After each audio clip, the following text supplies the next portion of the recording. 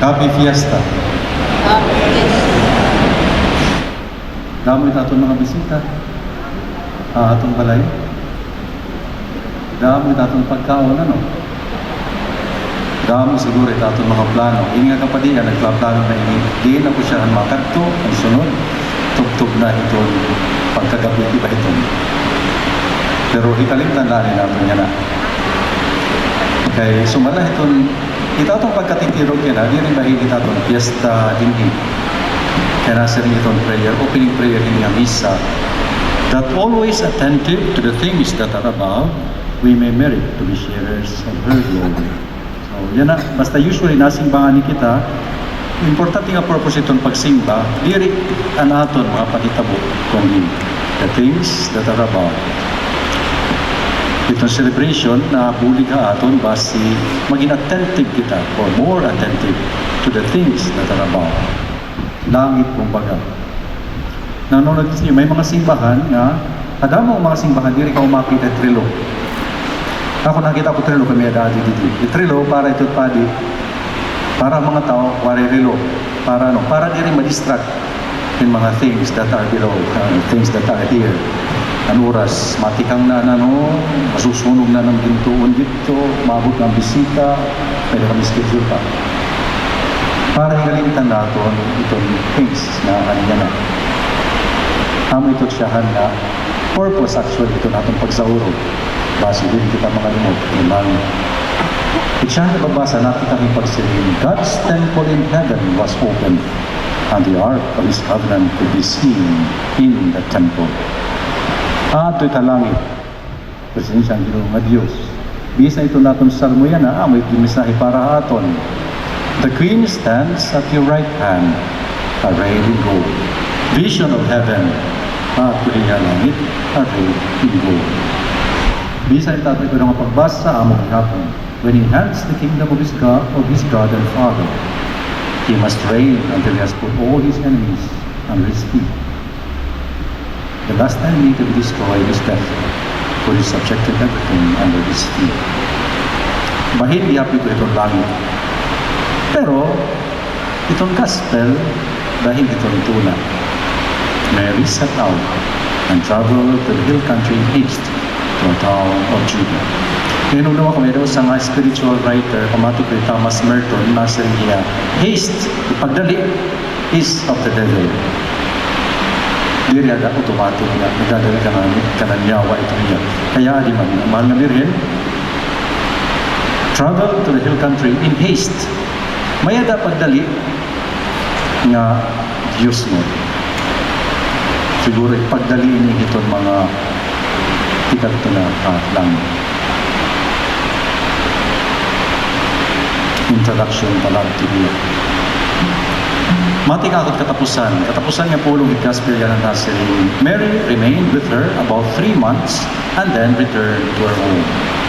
Ini nga istorya nga ito nabatian, itawag natin ini the visitation. Dinuaw ang mahal na Birhen nga nagtikan niyang pagburod kay Jesus ngadto niya patod kay Elizabeth. And he remained about 3 months with her. Kay 6 months naman, pagpasa ko na ng Elijah, 6 months na Isabel. Karag siguro, gimulat ko niyang katapusan. Wala ako hiparo, kung nakatuhiyahan pag-anak. Pero bagan wala inahiya nito ang panganak. Napilitan ako pag-research, may nito ang pagburod. Ang pagburod niya, may tutulog at trimesters, tutulog at 3 months. First trimester, nakato ang mahal na Birhen kan Santa Isabel. Wala kita, kalalakin na experience itong pagburod. Pero ipakaintindi ko, ini nga first 3 months, amin itong crucial para ito sa bahay. Amo ko na ini, pinaka-angkor, ang comfortable itong nagbuburod. Ada ko na itong, lang ang mga epekto halawas. Upod itong kalipong, itong pagluya, ito basta nga tanan nga kakurian. Dahil first 3 months, imagine, ang mahal nga Birhen, nagdali iya pagkanto, 3 months siya dito, samtang hiya, kinukurian. Kaya itong second trimester ko, kahuman ini, amo ko rin pinakamaupay nga panahon para ito nagpupuro. By this time, ito na dahil yan, nati kang napagtubo, pero kumplito na iya. Practically kumplito na. Pag tikadako na lang, yan pag-develop, ito na na. Kurusahon niya, no? Pero takong point niya na, pahinhan niya, pagsiring ito ng Ebanghelyo, and then return to her home. Ako naglalaom ako nga, waray ka mo bisita, na makadaha iyo, na mapabilin in 3 months, katapos maulit. Imagine, 3 months na bisita, dahil iyo, okay lang kung patron, 3 hours pwede. 3 days, kaya pa da. 3 weeks, magwari na ito. Labi na akong 3 months. Takong point niya na bahid itong visit, itong visitation. Of course, generally, pag una-una yung simbahan, nagkarek siguro nga visitation, ang mahal na birhen, sugat-sugat yung Ark of the Covenant, dara niya Jesus, binisita iya kaniya katauhan. Pero ako pakiana, kaya nung ang mahal na birhen, inulit man. Because she understands, I think, that she is a visitor. Very maupay itong bisita, nag-iiha, pinati panimalay lain ng mga tao.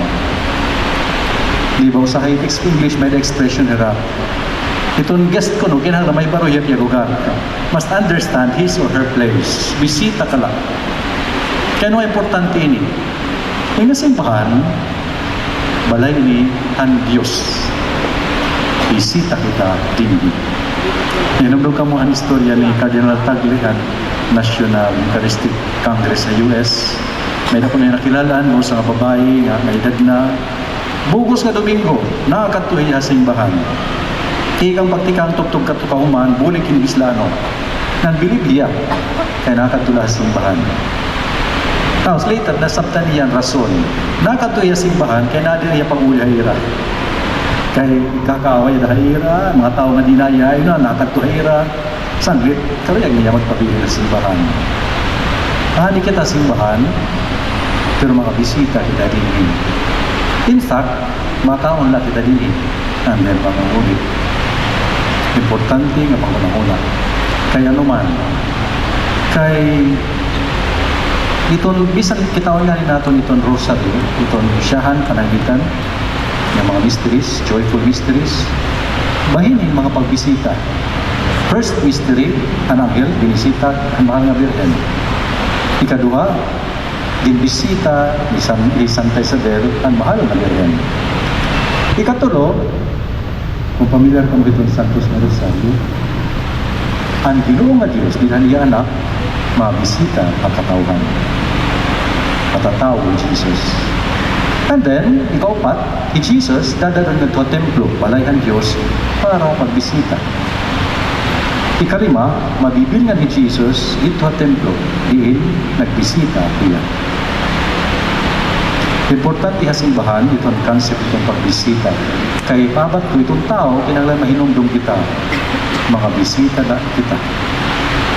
Ibugos sa kalibutan, diri aton, kanang Ginoo nga Diyos. We are here as guests or visitors.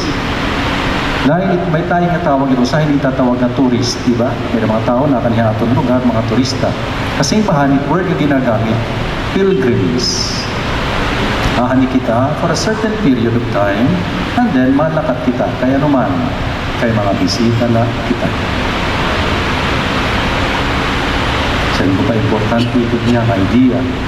Tabat ko, kaya no nga itong tao na mamatay man. Nga nakamatay niya, waray haging dadara. Nakaka-imagine ka mo, ito yung bisita, magdadara. Paglakat. Ano ito? Hindi maupay ano. Sanglit, intugot ko ng Ginoo, masugan ito ada. Ikita ng mga bisita, mauli kita, kundi kita tikang, kundi kita ay kumadto, nga waray dara. Tungod ng mga bisita kita. Amo ito tapon first point. Kaya masubra na akong insisirin ko Francis at time. Second part, by need assumption. So, obvious na ano. Ang mga nga bininiuli, dito nga langit, diri iya bisita. Ray na iya. Di nga kalibutan, temporary niya pagkukoy, sa kinanglan bumaya iya, yang bumalik. Dito nga langit, diri na iya bisita. Taga dito iya. Gintuyo ko ng Diyos, nga taga dito iya. Rason, nga kinahanglan nga tanan kita, mahuli. Kay dili kining kalibutan bisita lang kita. Sa mahal nga Birhen, assumed into heaven body and soul, image naton nga mauli kausa nga dapit diin aton diin diri kita mga bisita. Diri ka nga ni bisita, nabubuhat nimo actually ang imo karuyag. Imagine ini nga imo pagbisita nga, diri ka kinahanglan lumakat. Itong piyesta na bisita ka one day lang, pero ka oras man lang ani. Kahit pagkaon na piyesta na uubos. Dito langit, forever fiesta ko no. A feast that knows no end. Kinabuhi na waray katugtuban. Napakatanan, waray katugtuban, dito nga aton panimalay. Ginunahan kita, ang mahal nga Birhen dito. Diri na naton kinahanglan lumakat. Tikang dito. Kaya aton iton. Taga dito kita. Ginhimo kita para iton. At tunay nung dumako, nagpapakiyahan ako iton. Katikisem. Ano iton langit? Yan, ang baton usually itong mga bata, usahay kadagkuan, itong langit, orayanan ang Ginoo nga Dios.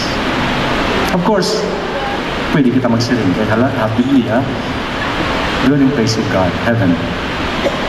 But God dwells everywhere, I suppose. He is also here because this is His. In fact, di ba, ang Ginoo nato ni Jesucristo nagsiring, heaven and earth will pass away. Mawawara ito yan. So dili pwede nga purianan ang Ginoo nga Dios, otherwise magawas nga ang Ginoo nga Dios is squatter. Nauko yan sa lugar nga mawawara man nga yan. I think heaven was made for us. Di kita. Base may kita purianan, diri na kita maging mga bisita. Ang naglabay ang mga Domingo, nga masunod yung mga Domingo nga bati kitahan Ebanghelyo bahinhan, bread of life. Bread of life. Kakauno naton ito yan na dinhi. Paglakat naton, mula ito naton balon.